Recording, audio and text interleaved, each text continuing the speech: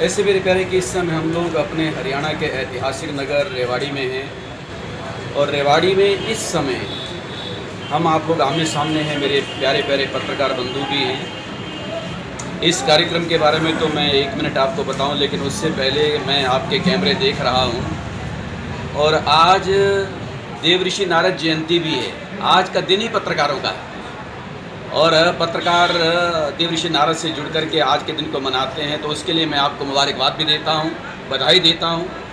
और पत्रकार बंधुओं का सवाल भी है आज मेरे सामने कि आज रेवाड़ी नगर में ये प्यारा सा एक नया प्रतिष्ठान जो प्रारंभ हुआ है, जिसमें तमाम औषधियाँ वो हमारे मानव समाज को मिलने वाली हैं। और ये एक डास्कर नाम से कंपनी जो कि बहुत प्यारा एक संकल्प लेकर के चल रही है और उसका आज यहाँ पर एक नूतन प्रतिष्ठान का उद्घाटन हमारे रेवाड़ी में, कि जिसमें इस कंपनी के सौजन्य से यहाँ पर डॉक्टरों की टीम भी होगी। यहाँ पर ओपीडी मुख्य रूप से 24 घंटे चलने वाली है कि कोई भी व्यक्ति यहाँ पर आएगा, दुखित आएगा, पीड़ित आएगा, शरीर में किसी प्रकार का कष्ट तकलीफ लोग महसूस करते हैं, तो सबसे पहले आवश्यकता होती है कि हम डॉक्टर के पास जाएं और जा कर के उनको दिखाएं। दवाई वगैरह भी सब बाद में शुरू होती है। सबसे पहले आवश्यकता होती है कि हम भाग करके किसी डॉक्टर के पास जाएं और डॉक्टर हमें बताए, चिकित्सक हमें बताए कि भाई तेरे को आखिर हो क्या गया, इस समय तेरी स्थिति क्या है, हालत क्या है। उसी का नाम ओपीडी है। तो यहाँ पर जो मुझे पता चला, हमारे सिक्का जी बैठे हैं, बड़ा सम्मानित समाज यहाँ पर है, हमारी पोपली जी बैठी हैं, वंदना जी हैं, डॉक्टर अरविंद यादव जी चेयरमैन हमारे टूरिज्म विभाग के हरियाणा के, बहुत सम्मानित व्यक्तित्व हैं हमारे रेवाड़ी के। आपकी गरिमा में उपस्थिति है, तो एक एक व्यक्तित्व यहाँ पर, डॉक्टरों का समूह यहाँ पर है।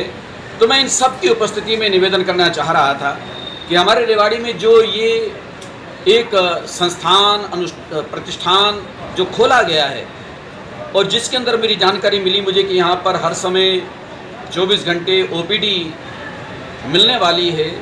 कोई भी व्यक्ति आएगा, सबसे पहले उसका हाथ देखना, उसका काया कलेवर को देखना, उसकी तकलीफ़ को देख करके उसको समझने की कोशिश करना, फिर उसके हिसाब से उसको उपचार बताना, इलाज बताना, और केवल बताना नहीं, फिर उसके साथ साथ यहाँ आप देख रहे हैं पूरा मेडिकल स्टोर यहाँ पर दिखाई दे रहा है, जहाँ हर तरह की औषधि, अभी बहुत जल्दी में मुझे सब बता रहे थे डॉक्टर साहब कि हर तरह की औषधि यहाँ पर है। एलोपैथिक भी है, होम्योपैथिक भी है, आयुर्वेदिक भी है, हर तरह की दवाइयाँ यहाँ पर हैं, क्योंकि देखने के बाद फिर औषधि की आवश्यकता होती है।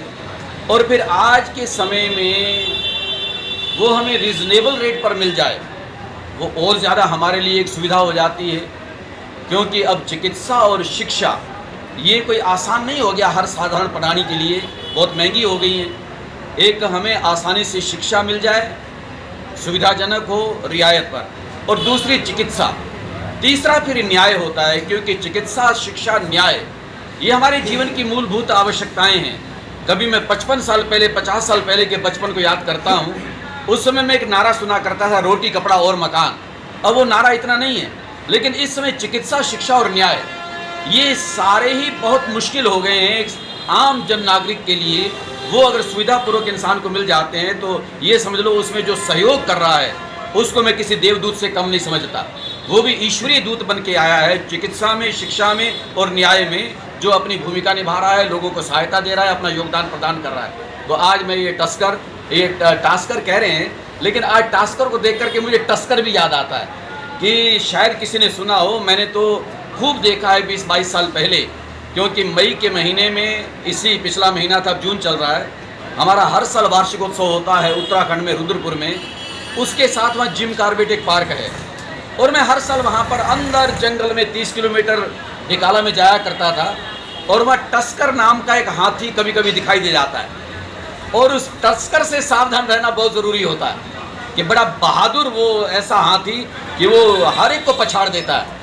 तो मैं अब इसको टस्कर कहूँ या टास्कर कहूँ कि जो भी है, तो ये टास्कर नाम की एक कंपनी जिसके सौजन्य से मतलब कोई भी बीमारी, मैं यूँ कहूँगा टस्कर नाम लेकर के, जैसे टस्कर के सामने कोई भी चीज़ आती थी वो टिक नहीं पाती थी, इस टस्कर या टास्कर के सामने भी कोई भी रोगी रोग को लेके आएगा तो रोग टिक नहीं पाएगा। ये मान के चलें हम, वो रोग टिकने ना पाएगा। रोग इस टास्कर को देख के ही दूर भागेगा। और उसमें यहाँ पर मैं ऊपर भी अभी होके आया, प्यारा प्यारा स्टाफ भी यहाँ पर रखा गया है, जो हर समय आने वाले व्यक्ति को देखेंगे, उसको चेक करेंगे। क्योंकि ये भी मैं निवेदन पूर्वक कहना चाहता हूँ कि डॉक्टर की भी बहुत बड़ी भूमिका होती है। यानी आधा तो आदमी दवाई से ठीक होता है और आधा उससे पहले डॉक्टर के व्यवहार से ठीक हो जाता है। कि जब आदमी डॉक्टर देखता है, देख करके उसके चेहरे पर एक विश्वास मरीज को दिखाई देता है, एक स्माइल दिखाई देती है। एक डॉक्टर के द्वारा जब उसको कहा जाता है चिंता करने की ज़रूरत नहीं है, हम बैठे हैं, बिल्कुल आप ठीक हो जाओगे, कोई ऐसी बड़ी बात नहीं है। बड़ी से बड़ी तकलीफ होने के बाद भी जो डॉक्टर ऐसा या चिकित्सक या ओपीडी करने वाला ऐसा मधुर व्यवहार करता है, उस मरीज़ की आधी बीमारी तो वैसे दूर हो जाती है। तो इस तरह से वो चिकित्सक भी यहाँ पर होंगे, देखने वाले होंगे, चेक करने वाले होंगे, उनके व्यवहार से आधी तकलीफ वैसे दूर हो जाएगी। उसके बाद फिर यहाँ पर औषधियाँ हैं, दवाइयाँ हैं। वो तीसरी बात और है कि उनको सलाह मिलेगी। मान लिया उसको कहीं बाहर भी भेजना है, दूर भेजना है, जहाँ उसको और अधिक सुविधाओं की आवश्यकता जो हमारे पास यहाँ पर उपलब्ध नहीं होंगी, तो उनको बताया जाएगा कि आप जाओ, आपको ये तकलीफ है, आप जाकर के इसको वहाँ इलाज करवाओ, आप ठीक हो जाओगे। तो इस तरह से मैं ये कहता हूँ कि पहला सुख निरोगी काया, जो हमारे ऋषियों ने कहा, मुनियों ने कहा, बुजुर्गों ने कहा, बड़ों ने कहा कि हमारे जीवन का सबसे पहला सुख तो निरोगी काया का होना है। शरीर का निरोग होना बहुत ज़रूरी होता है। शरीर हमारा निरोग है, काया हमारी ठीक है, कलेवर हमारा ठीक है, और शरीर माध्यम खलु धर्म साधनम। अगर हम जीवन में कोई भी कार्य करना चाहते हैं, यहाँ तक कि हमारे ग्रंथों ने कहा कि धार्मिक क्रियाओं को भी करना चाहते हैं, वो तब संभव हो पाएंगे जब शरीर ठीक होगा।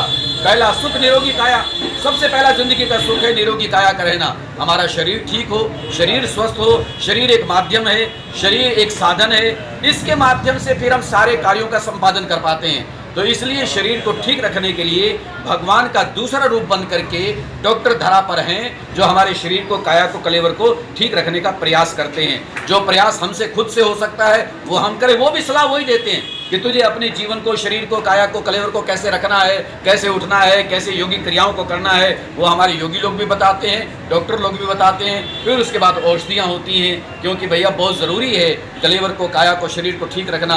और उसमें जो इसमें योगदान अपना कर रहे हैं तो वो बधाई के पात्र हैं और धन्यवाद के पात्र हैं। तो इसलिए आज मैं इस कंपनी को भी साधुवाद देता हूँ। सिक्का जी बैठे हैं, आपने बताया कि पार्टनर हैं इस कंपनी के, तो आप और आपके साथ जो भी सहयोगी साथी डॉक्टर टीम है सारी, उनको बधाई देता हूँ, धन्यवाद देता हूँ। और प्रभु से फिर प्रार्थना करता हूँ, ऊपर वाले से भी प्रार्थना करता हूँ, क्योंकि दवा और दुआ दोनों मिल जाएं तो फिर कोई बात रह नहीं जाती है कि दवा आप लोगों के द्वारा हो। हम जैसे लोग दुआ की भी एक करेंगे प्रार्थना प्रभु से कि परमात्मा दुआ देना। हम लोग भी जो बड़े हैं, आदरणीय हैं, आप में से जितने भी जो दुआ देने के अधिकारी हैं, वो दुआएं दें, ये दवा दें, आप दुआएं दें। दवा और दुआ दोनों मिल जाएं, सारे लोग ठीक होके जाएं, परमात्मा ऐसी कृपा करें।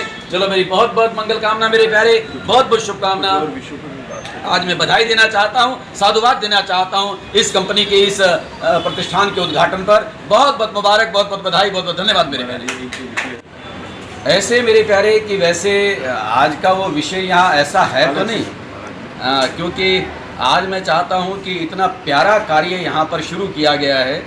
मेरी प्राथमिकता ये रहेगी, आप बेशक मेरे से पूछ लें, मैं जवाब भी दे देता हूँ, लेकिन अब दिखाना हो तो आप इस कार्य को सबसे पहले दिखाना, पब्लिक को, लोगों को, रेवाड़ी को, जगह जगह यही, हाँ अलग। और उसके बाद में कभी भी आप दिखाओ। देखो मेरे प्यारे, आपने सवाल जो किया है, मैं बड़ी विनम्रता से कहना चाहता हूँ कि हम भारतवासी हैं, हमें अपने देश पर, अपने भारत पर गर्व है, नाज है, और मेरे भारत का गौरव बढ़े, मेरे भारत का सम्मान बढ़े, ये मैं भी चाहता हूँ। और हर भारतवासी जो भारतीय है, जिसके अंदर भारतीयता का भाव है, हर भारतीय चाहता है कि मेरे भारत का सम्मान बढ़ना चाहिए, मेरे भारत का गौरव बढ़ना चाहिए। और मेरे भारत की अगर जनसंख्या 140 करोड़ है तो 140 करोड़ लोगों को रोजी रोटी भी मिले, उनका पेट भी भरे, उनको संतोष भी मिले, शांति भी मिले, उनका सम्मान भी बढ़े। हर व्यक्ति मुझे लगता है चाहता है, जो चाहता है वो बधाई का पात्र है, धन्यवाद का पात्र है, साधुवाद का पात्र है, सम्मान का पात्र है। और अब मैं बेबाक होकर के कहना चाहता हूँ भैया, इसमें फिर क्योंकि लोकतांत्रिक प्रणाली मेरे देश की है,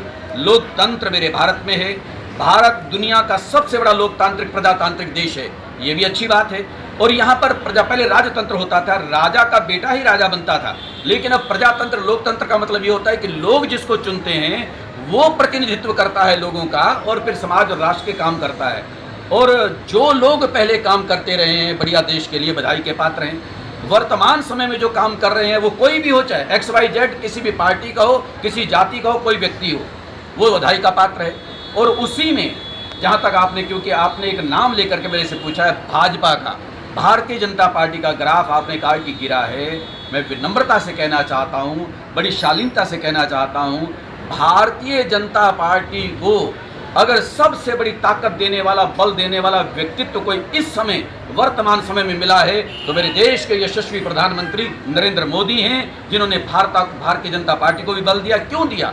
क्योंकि वो एक व्यक्तित्व, बिल्कुल बेबाक होकर के कहना चाहता हूं कि एक देवदूत बनकर के आया है। मैं पूरे भारत के लोगों से कहना चाहता हूं, आपके माध्यम से कहना चाहता हूं कि अगर कोई समझना चाहता है तो समझे, निश्चित रूप से समझे। हमारी तो अंतरात्मा गवाही देती है कि वो सामान्य इंसान नहीं है, वो देवदूत है। लेकिन कई बार क्या होता है, साक्षात भगवान राम भी सामने खड़े हों तो कई बार लोगों ने उनको भी नहीं पहचाना, नहीं पहचान पाए। ऐसा हुआ है। भगवान कृष्ण भी, अगर मैं तो भगवान की बात कर रहा हूँ, ये भगवान नहीं है, लेकिन भगवान भी अगर सामने खड़े होते हैं तो हमारा आध्यात्मिक इतिहास कहता है कि बहुत सारे लोग उस समय उनको नहीं पहचान पाए। बाद में उनको समझ में आया, अरे यार ये तो देवदूत था, ये तो ईश्वरीय अवतार था, और हम उसको पहचान नहीं पाए। लेकिन उसके बाद जब पहचाना तो फिर वो व्यक्ति पूजा गया। और इसलिए आज मैं कहना चाहता हूँ, हमारे आदरणीय श्रीमान श्री नरेंद्र मोदी, देश के प्रधानमंत्री नरेंद्र मोदी, उनको सामान्य इंसान ना समझा जाए। मैं भगवान तो नहीं कह रहा, लेकिन उसका दूत जरूर कह रहा हूँ। एक ईश्वरीय दूत बनकर के, एक इंसानों में इंसान, जैसे राम जी को पुरुषोत्तम कहा गया था। पुरुष तो सब होते हैं, लेकिन पुरुषों में उत्तम पुरुषोत्तम भगवान राम कहलाए, तो ये किसी पुरुषोत्तम से कम नहीं है। पुरुषों में उत्तम इंसान, श्रेष्ठ इंसान एक बन करके आया है, जो सबका कल्याण देखता है, सबका भला सोचता है, सबके लिए अच्छे काम करने के संकल्प को लेकर के आगे बढ़ रहा है। रही बात ग्राफ नीचे ऊपर आने की, ये जीवन में होता रहता है। अच्छे से अच्छा, बड़े से बड़ा, बढ़िया काम करने वाला इंसान, कई बार झटके उसको भी लग जाते हैं, लेकिन फिर भी कहते हैं ना, मैं गिरते गिरते संभल गया। लेकिन फिर भी अगर ऐसे हालात होने पर भी, आज कल भी वो देश के प्रधानमंत्री थे, आज भी देश के प्रधानमंत्री हैं, और आज भी सबसे ज्यादा भारत देश में उसी भारतीय जनता पार्टी की सीटें हैं। अगर सीटों की बात करें, क्योंकि हमें थोड़ा लग रहा है, क्योंकि दो योजनाओं से उनकी सीटें बढ़ रही थी। 2014 में काफी सीटें आई, 2019 में काफी आई, 2024 में हमें लग रहा है कि कम आई, लेकिन बाकी सारी पार्टियों से भी ज्यादा हैं और गठबंधनों से भी ज्यादा हैं। सीटें उनकी इतनी कम ना समझे हम, काफ़ी सीटें ठीक है, उनको अकेले दम पर अगर बहुमत नहीं मिला है, लेकिन गठबंधन, वो खुद कहते हैं, हमारी 2014 में भी गठबंधन की सरकार थी, 2019 में भी गठबंधन की सरकार थी। लेकिन हाँ, ये मैं स्पष्ट कह दूं, कई लोगों को मैंने सुना है टीवी पर कि वो पहले कहते थे मोदी सरकार, मोदी सरकार। भैया, मोदी सरकार 14 में भी थी, मोदी सरकार 19 में भी है, और मोदी सरकार अब भी है। क्योंकि जो देश का मुख्य प्रधानमंत्री होता है, जो प्रदेश का मुख्यमंत्री होता है, जो उसका नाम होता है, उसके नाम से सरकार को कहा जाता है। हमारे हरियाणा में 2014 से लेकर के 2019 तक, मैं अब तक कहूँगा कि यहाँ भी तो गठबंधन की सरकार चलती रही। जजपा का सहयोग था 2014 से लेकर के 19 तक, पूरा 19 से लेकर 24 तक सरकार तो वही उसी तरह से चलती रही ना। 19 से 24 तक खास तौर पर मैं कहूँगा गठबंधन की सरकार थी, लेकिन खट्टर सरकार कहते थे, अब सैनी सरकार कहते हैं। जो मुख्यमंत्री होता है उसके नाम से सरकार को पुकारा जाता है। इस समय हमारे देश के प्रधानमंत्री श्रीमान श्री नरेंद्र मोदी जी हैं, तो भैया मोदी सरकार ही कहलाएगी, क्योंकि गफलत में न रहे कि सरकार किसी और की हो गई है। गठबंधन की पहले भी थी, गठबंधन की आज भी है, आगे भी हो सकती है। आगे भी जब भी कभी ऐसे अवसर आएंगे तो जो सहयोगी दल होते हैं वही गठबंधन कहलाता है। तो गठबंधन तो होता ही होता है, लेकिन सरकार का नाम उसी प्रधानमंत्री के नाम से जाना जाता है, मोदी सरकार। एक बात और अगली बात कहकर के विराम लेना चाहता हूँ। मैं सारे देशवासियों से कहना चाहता हूँ कि देखो मेरे प्यारे भारतवासियों, मेरे भारत का सम्मान बढ़े, मेरे भारत का गौरव बढ़े, और उसमें जो व्यक्ति अपना तन मन धन जीवन सब कुछ न्यौछावर करे, खून पसीना एक करे, हमें उसका प्रोत्साहन करना चाहिए, उसका सहयोग करना चाहिए, उसके कंधे से कंधे मिला के चलना चाहिए, कदम से कदम मिला के चलना चाहिए। उसको कभी हतोत्साहित ना होने दें, उसके मनोबल को कभी गिरने ना दें। जो योगदान हम कर सकते हैं, हमें अपना योगदान करना चाहिए। एक बात और आखिरी बात और कह दूं, आगे तुम्हारी मर्जी है, लोकतांत्रिक देश है, वो मैं कहना चाहता हूं कि मेरे भारत के हर नागरिक को, जिसको मताधिकार का एक अधिकार प्राप्त है, मत देने का, अपने अधिकार का प्रयोग भी सबको करना चाहिए। इसमें भी लोग लापरवाही ना करें, इसमें भी लोग उसको छुट्टी का दिन ना माने, इसमें भी लोग ये ना सोचे कि ये कोई बात नहीं और कर लेंगे, मेरा कोई खास दायित्व नहीं है।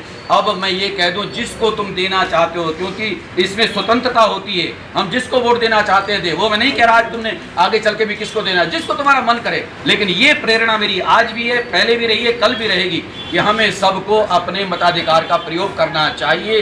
वोटिंग के लिए जरूर जाना चाहिए। हमें अपने बाकी कार्यों में सर्दी गर्मी बरसात को नहीं देखते हैं, तो इसमें हम सुख सुविधाओं को क्यों देखने लग जाते हैं। हमें उसका प्रयोग करना चाहिए। ये प्रजातांत्रिक देश है, प्रणाली वो है, वो तभी सबल होगी, तभी समर्थ होगी, तभी सक्षम होगी, तभी मजबूत होगी लोकतांत्रिक प्रणाली, जब यहाँ के लोग बाहर निकल के अपने दायित्व का निर्वहन वो भी करेंगे। बाकी घबराने की किसी को आवश्यकता नहीं है। मेरे देश का सम्मान बढ़ेगा, गौरव बढ़ेगा, पूरी दुनिया में मेरे भारत का डंका बजेगा। ये हमारे लिए गौरव की बात होगी, हमारे भारतवासियों के लिए एक प्रसन्नता की बात होगी। और हमें सबसे बड़ा हर्ष तब होगा जब मेरे भारत का झंडा, मेरे भारत का डंका, मेरे भारत का नाम समुद्र पार पूरी दुनिया में गूंज रहा होगा। सारी दुनिया के लोग भारत की भूमि को नतमस्तक को प्रणाम कर रहे होंगे। इससे बड़ा गौरव और सम्मान कोई हो नहीं सकता। बहुत बहुत धन्यवाद मेरे प्यारे।